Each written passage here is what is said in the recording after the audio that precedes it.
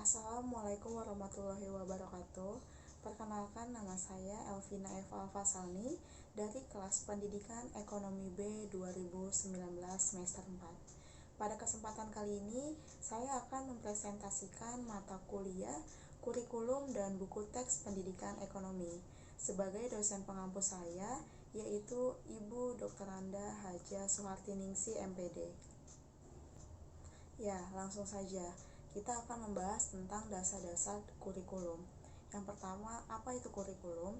Kurikulum adalah seperangkat rencana dan pengaturan mengenai tujuan, isi dan bahan pelajaran serta cara yang digunakan sebagai pedoman penyelenggaraan kegiatan pembelajaran untuk mencapai tujuan pendidikan nasional. Selanjutnya ada konsep pengembangan kurikulum. Ada 3 konsep, yaitu ada filosofis, sosiologi, dan psikologi. Nah, apa yang dimaksud dengan filosofis? Kurikulum sebagai instrumen untuk mencapai tujuan. Kurikulum ini digunakan juga sebagai pedoman dalam pembelajaran. Nah, selanjutnya yang kedua ada sosiologi, sosialisasi dan pembudayaan peserta didik. Hal ini tidak hanya dikaitkan dengan budaya setempat, melainkan nilai-nilai luhur dari budaya tersebut, dan ini menjadikan peserta didik lebih bijaksana. Yang ketiga yaitu ada psikologi, pengembangan segenap potensi peserta didik. Setiap peserta didik memiliki potensi yang berbeda-beda atau lebih sering disebut bakat. Nah, kurikulum yang ideal adalah kurikulum yang mendukung bakat-bakat dari peserta didik tersebut. Selanjutnya ada komponen utama dari pendidikan. Di sini ada bagan. Nah, di sini kurikulum merupakan jantung dari segala proses kegiatan pendidikan di suatu negara.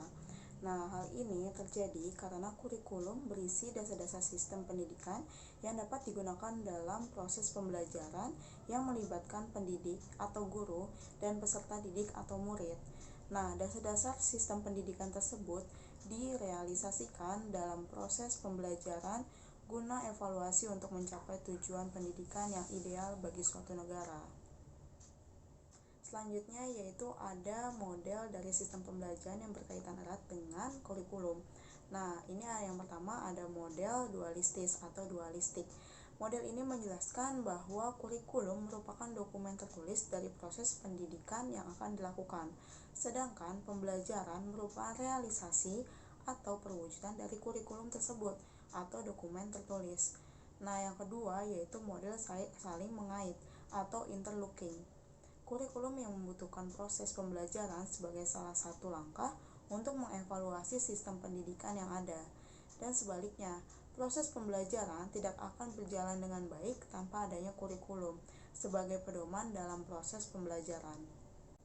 Nah, model yang ketiga yaitu model konsentrik.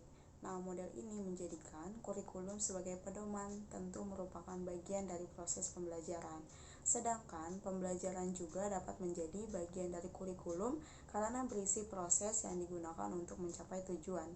Nah, yang keempat yaitu model dari siklis atau siklikal. Nah, model ini menunjukkan pengaruh timbal balik antara kurikulum dengan pembelajaran. Nah, di mana kurikulum memberikan input berupa tata cara, sistem, dan metode yang dapat digunakan dalam proses pembelajaran. Sedangkan pembelajaran ini dapat memberikan input berupa hasil penerapan tata cara, sistem, dan metode yang telah dirancang untuk dievaluasi guna meningkatkan kualitas kurikulum yang akan datang. Nah, selanjutnya yaitu kita akan membahas tentang sejarah dari kurikulum itu. Nah, pertama-tama kita akan membahas tentang sejarah perkembangan kurikulum. Dalam perjalanan sejarah sebelum kemerdekaan, kurikulum sering dijadikan alat politik oleh pemerintah. Setelah Indonesia merdeka pada tahun 1945, kurikulum sekolah diubah dan disesuaikan dengan kepentingan politik bangsa Indonesia yang dilandasi oleh nilai-nilai luhur bangsa sebagai cerminan masyarakat Indonesia. Nah, pasca kemerdekaan, kurikulum pendidikan nasional telah mengalami perubahan, yaitu pada tahun 1947, 1952, 1964, 1968, 1975, 1984, 1994, 2004, 2006, dan 2013. Semua kurikulum nasional dirancang berdasarkan landasan yang sama, yaitu Pancasila dan Undang-Undang Dasar 1945.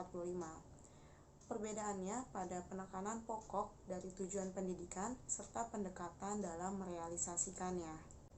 Nah, selanjutnya kita akan membahas tentang macam-macam kurikulum yang pernah berkembang di Indonesia. Yang pertama yaitu ada kurikulum rencana pelajaran yang berkembang pada tahun 1947 sampai 1968. Awal kurikulum terbentuk ini pada tahun 1947 dan diberi nama Rencana Pembelajaran 1947. Kurikulum ini pada saat itu meneruskan kurikulum yang sudah digunakan oleh Belanda, karena pada saat itu Indonesia masih dalam proses perjuangan merebut kemerdekaan. Nah, yang menjadi ciri dari kurikulum ini yaitu lebih menekankan pada pembentukan karakter manusia yang berdaulat dan sejajar dengan bangsa lain. Kurikulum yang kedua yaitu ada Rencana Pelajaran Terurai 1952. Kurikulum yang lebih merinci setiap mata pelajaran yang disebut Rencana Pembelajaran Terurai 1952. Yang menjadi ciri dari kurikulum ini yaitu pembelajaran dipusatkan pada program Pancawardhana, yaitu pengembangan moral, kecerdasan, emosional, keregalan, dan jasmani. Nah, selanjutnya kurikulum yang ketiga adalah kurikulum 1964. Pokok-pokok pikiran kurikulum 1964 ini menjadi ciri dari kurikulum tersebut, bahwa pemerintah mempunyai keinginan agar rakyat mendapatkan pengetahuan akademik untuk pembekalan pada jenjang sekolah dasar atau SD, sehingga pembelajaran dipusatkan pada program Pancawardhana yang meliputi pengembangan daya cipta, rasa, karsa, karya, dan moral.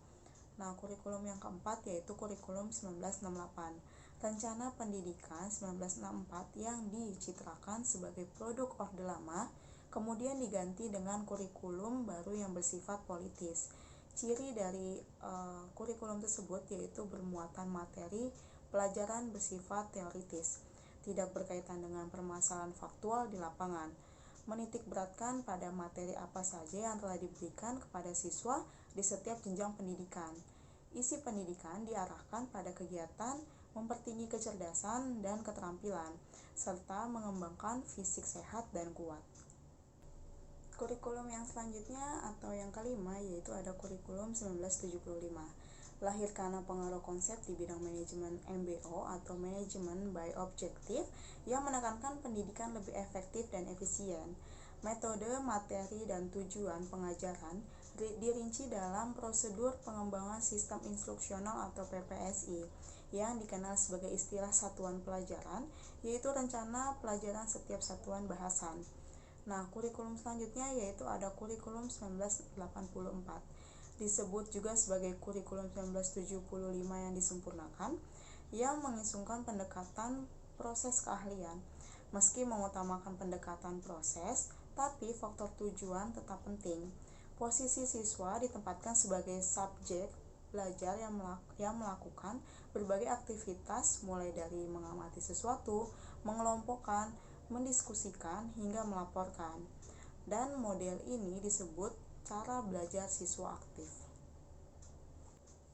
Kurikulum selanjutnya yaitu ada kurikulum 1994 dan suplemen kurikulum 1999. Nah, merupakan perpaduan sebelumnya, terutama pada tahun 1975 dan 1984. Ini disebabkan oleh beban belajar siswa yang dinilai terlalu berat dan super padat, dari muatan nasional sampai muatan lokal seperti misalnya bahasa daerah, kesenian, keterampilan daerah, dan lain-lainnya. Perpaduan antara tujuan dan proses ini dinilai belum berhasil sehingga banyak kritik berdatangan. Selanjutnya yaitu ada kurikulum 2004 atau KBK, kurikulum berbasis kompetensi. KBK ini memiliki ciri yaitu menekankan pada ketercapaian potensi siswa baik secara individual maupun klasikal, berorientasi pada hasil belajar dan keberagaman. Kegiatan belajar menggunakan pendekatan dan metode bervariasi. Sumber belajar bukan hanya guru, tetapi juga sumber belajar lainnya yang memenuhi unsur edukatif. Selanjutnya yaitu ada kurikulum 2006 atau KTSP, kurikulum tingkat satuan pendidikan. Pada dasarnya sama dengan kurikulum pada tahun 2004, perbedaannya terletak pada kewenangan dalam penyusunannya, yaitu mengacu pada jiwa dari desentralisasi sistem pendidikan. Nah, yang terakhir yaitu ada kurikulum 2013 atau Kurtilas. Nah, ini memiliki 3 aspek penilaian, yaitu aspek pengetahuan, aspek keterampilan, dan aspek sikap dan perilaku. Memiliki ciri yaitu dalam materi pembelajarannya, terdapat materi yang dirampingkan dan materi yang ditambahkan. Materi yang dirampingkan ada di materi Bahasa Indonesia, IPS, PPKN, dan sebagainya. Sedangkan materi yang ditambahkan adalah materi matematika. Selanjutnya kita masuk ke materi definisi kurikulum. Nah, sudah kita ulas sebenarnya apa itu kurikulum, tapi kita akan mengulasnya kembali, yaitu kurikulum merupakan pengalaman peserta didik baik di sekolah atau madrasah maupun di luar sekolah di bawah bimbingan sekolah. Nah, kurikulum tidak hanya terbatas pada mata pelajaran, tetapi meliputi segala sesuatu yang dapat mempengaruhi perkembangan peserta didik dan bisa menentukan arah atau mengantisipasi sesuatu yang akan terjadi. Dengan kata lain, kurikulum haruslah menunjukkan kepada apa yang sebenarnya harus dipelajari oleh peserta didik. Adapun fungsi dari kurikulum. Kurikulum ini dalam rangka mencapai tujuan. Bila tujuan pendidikan yang diinginkan tidak tercapai oleh orang, cenderung meninjau kembali alat yang digunakan untuk mencapai tujuan tersebut. Nah, yang kedua, yaitu bagi siswa kurikulum berfungsi sebagai organisasi belajar yang harus dikuasai dan dikembangkan seirama perkembangan siswa. Fungsi yang ketiga yaitu untuk guru. Kurikulum ini berfungsi sebagai pedoman kerja dalam menyusun dan mengorganisir pengalaman belajar siswa, sebagai alat untuk mengadakan evaluasi perkembangan siswa, sebagai pedoman dalam mengatur kegiatan pendidikan. Fungsi yang keempat yaitu untuk kepala sekolah dan pembina sekolah. Ini kurikulum berfungsi sebagai pedoman dalam melaksanakan fungsi supervisi, yaitu memperbaiki situasi belajar, sebagai pedoman untuk fungsi supervisi dalam menciptakan situasi untuk menunjang situasi belajar, sebagai pedoman dalam fungsi supervisi untuk membantu guru dalam memperbaiki situasi belajar, sebagai pedoman untuk mengadakan evaluasi kemajuan belajar mengajar. Selanjutnya yaitu bagi orang tua murid, kurikulum berfungsi sebagai panduan untuk membantu anak. Nah, yang keenam yaitu bagi sekolah pada tingkat di atasnya. Kurikulum berfungsi sebagai pemelihara keseimbangan proses pendidikan dan penyiapan tenaga guru. Dan yang terakhir, fungsi yang terakhir adalah bagi masyarakat dan pemakai lulusan sekolah. Kurikulum ini berfungsi dapat memberikan bantuan guru dalam memperlancar pelaksanaan program pendidikan yang membutuhkan kerjasama dengan pihak orang tua atau masyarakat untuk menyempurnakan program pendidikan di sekolah agar bisa lebih serasi dengan kebutuhan masyarakat dan di dunia kerja. Adapun konsep-konsep dari kurikulum. Nah, ada konsep kurikulum sebagai suatu substansi atau rencana. Suatu kurikulum dipandang orang sebagai suatu rencana kegiatan belajar bagi murid-murid di sekolah atau segala suatu perangkat yang tujuannya ingin dicapai. Suatu kurikulum juga dapat menunjukkan kepada suatu dokumen yang berisi rumusan tentang tujuan, bahan ajar, kegiatan belajar mengajar, jadwal, dan evaluasi. Suatu kurikulum juga dapat digambarkan sebagai dokumen tertulis sebagai hasil persetujuan bersama antara para penyusun kurikulum dan pemegang kebijaksanaan pendidikan dengan masyarakat. Suatu kurikulum juga dapat mencakup lingkungan tertentu, suatu sekolah, suatu kabupaten, provinsi, atau seluruh negara. Konsep kedua yaitu kurikulum sebagai suatu sistem. Sistem kurikulum merupakan bagian dari sistem persekolahan, sistem pendidikan, bahkan sistem masyarakat. Suatu sistem kurikulum mencakup struktur personalia dan prosedur kerja bagaimana cara menyusun suatu kurikulum, melaksanakan, mengevaluasi, dan menyempurnakan. Hasil dari suatu sistem kurikulum adalah tersusunnya suatu kurikulum, dan fungsi dari sistem kurikulum adalah bagaimana memelihara kurikulum agar tetap dinamis. Konsep ketiga yaitu kurikulum sebagai suatu bidang studi. Nah, bidang studi ini merupakan bidang kajian para ahli kurikulum dan ahli pendidikan dan pengajaran. Tujuan kurikulum sebagai bidang studi adalah mengembangkan ilmu tentang kurikulum dan sistem kurikulum. Mereka yang mendalami bidang kurikulum mempelajari konsep-konsep dasar tentang kurikulum. Melalui studi kepustakaan dan berbagai kegiatan penelitian dan percobaan, mereka menemukan hal-hal baru yang dapat memperkaya dan memperkuat bidang studi kurikulum. Selanjutnya kita sampai ke materi macam-macam kurikulum. Nah, macam-macam kurikulum ini ada ditinjau dari konsep dan pelaksanaannya. Ya, ada 3, yaitu yang pertama kurikulum ideal. Kurikulum yang berisi sesuatu yang ideal, sesuatu yang diciptakan sebagaimana yang tertuang di dalam dokumen kurikulum. Yang kedua itu kurikulum aktual. Kurikulum yang dilaksanakan dalam proses pengajaran dan pembelajaran. Kenyataannya pada umumnya memang jauh lebih berbeda dengan harapan. Namun demikian, kurikulum aktual seharusnya mendekati dengan kurikulum ideal. Selanjutnya yaitu kurikulum tersembunyi atau hidden curriculum. Ini segala sesuatu yang terjadi pada saat pelaksanaan kurikulum ideal menjadi kurikulum faktual. Segala sesuatu itu bisa berupa pengaruh dari guru, kepala sekolah, tenaga administrasi, atau bahkan dari peserta didik itu sendiri. Selanjutnya yaitu ada macam-macam kurikulum berdasarkan struktur dan materi mata pelajaran yang diajarkan. Nah, yang pertama itu ada kurikulum terpisah-pisah. Kurikulum ini menyajikan segala bahan pelajaran dalam berbagai macam mata pelajaran yang terpisah-pisah satu sama lain. Seakan-akan ada batas semisah antara mata pelajaran satu dengan yang lain, dan juga antar kelas yang satu dengan kelas yang lainnya. Selanjutnya yaitu ada kurikulum terpadu. Dalam kurikulum terpadu atau terintegrasi, batas-batas di antara mata pelajaran sudah tidak ada sama sekali, karena semua mata pelajaran sudah dirumuskan dalam bentuk masalah atau unit.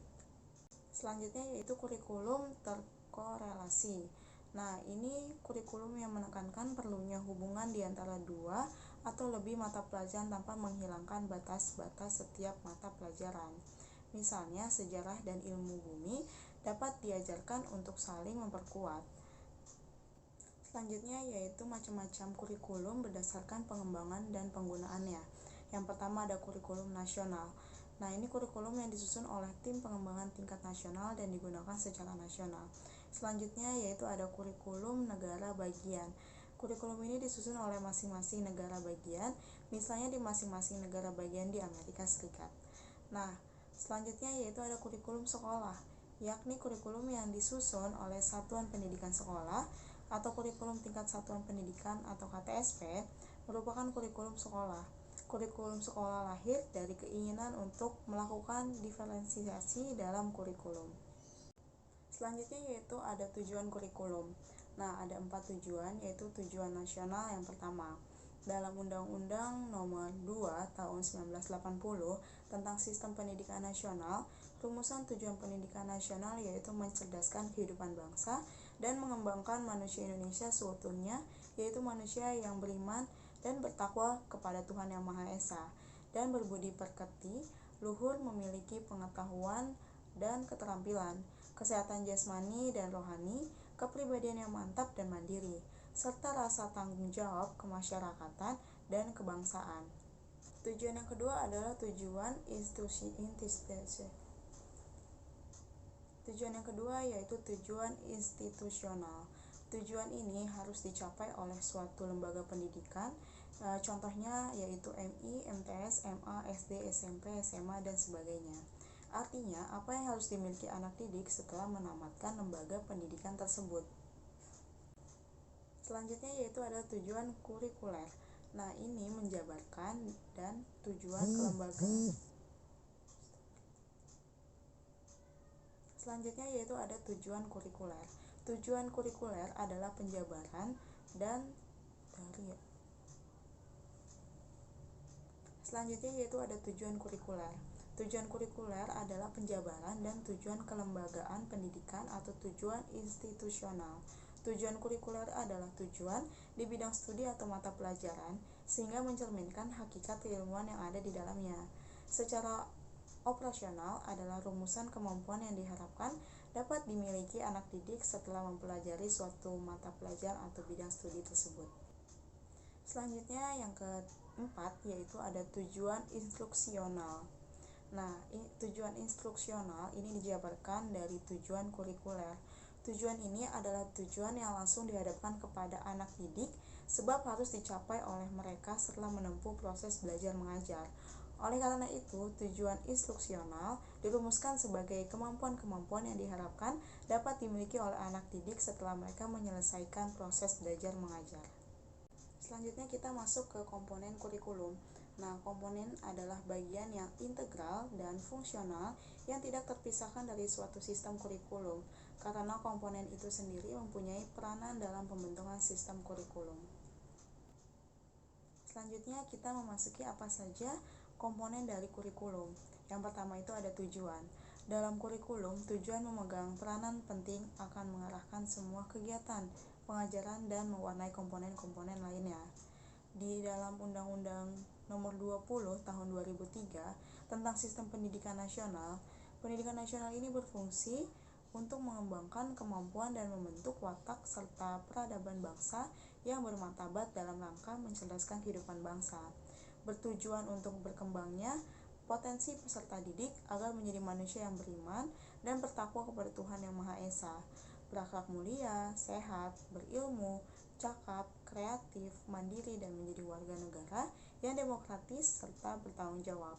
Adapun tujuan-tujuan yang sudah kita bahas di sebelumnya, yaitu ada tujuan nasional, tujuan institusional, tujuan kurikuler, dan tujuan instruksional. Komponen selanjutnya yaitu ada komponen atau isi materi. Materi kurikulum pada hakikatnya adalah isi kurikulum.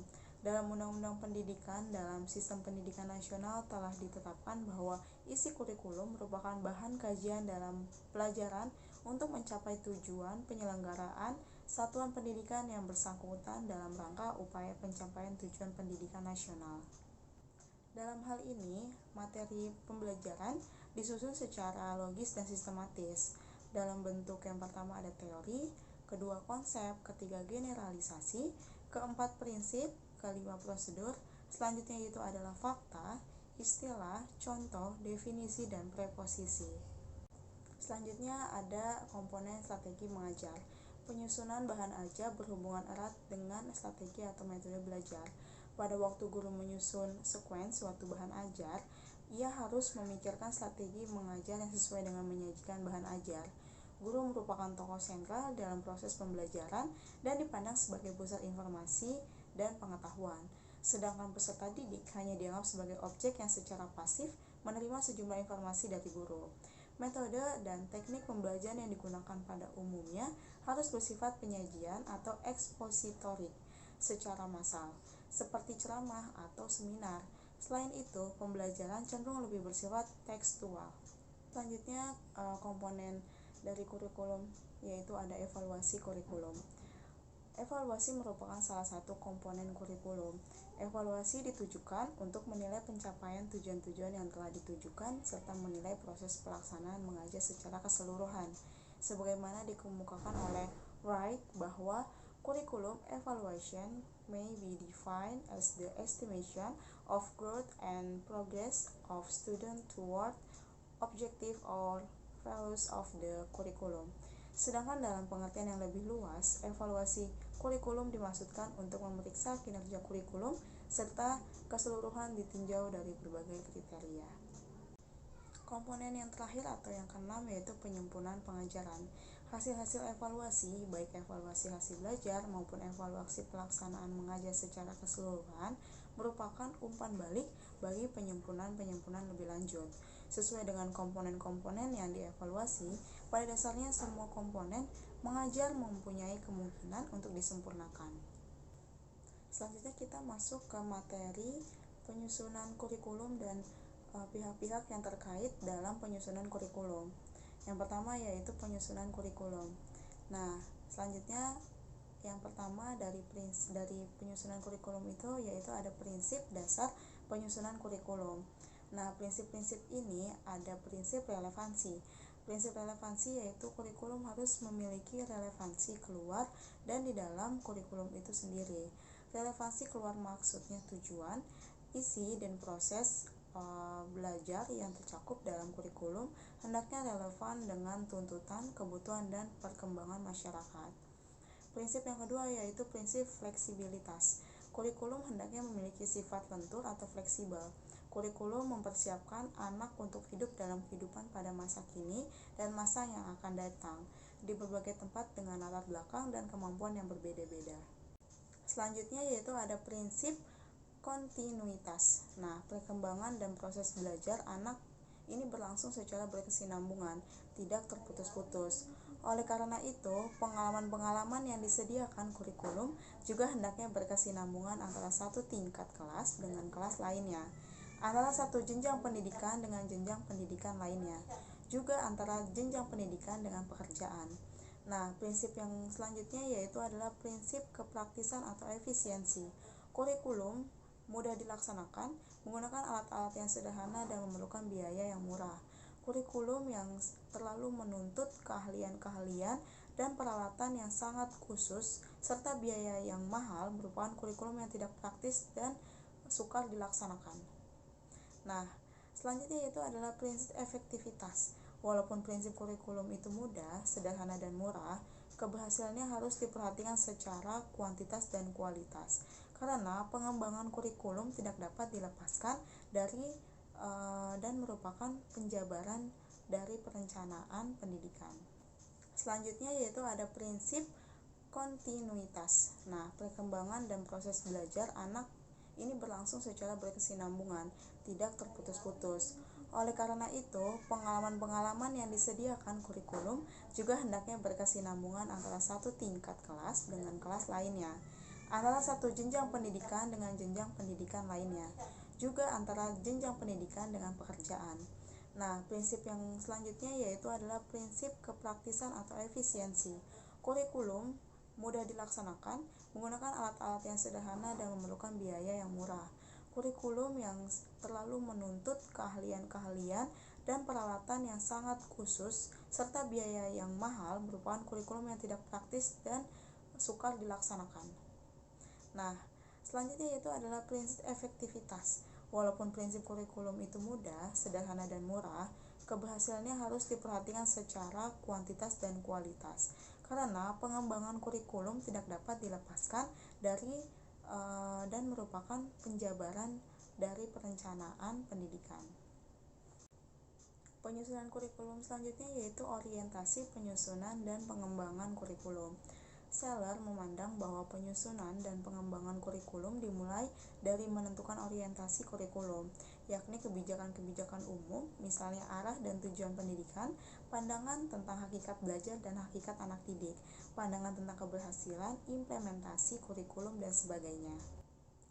Penyusunan kurikulum selanjutnya yaitu adalah mekanisme penyusunan pengembangan kurikulum. Nah, tahap yang pertama yaitu studi kelayakan dan kebutuhan.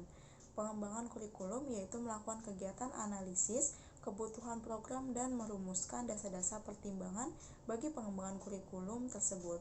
Untuk itu memerlukan studi dan dokumentasi atau studi lapangan. Nah, tahap kedua yaitu adalah penyusunan konsep awal perencanaan kurikulum.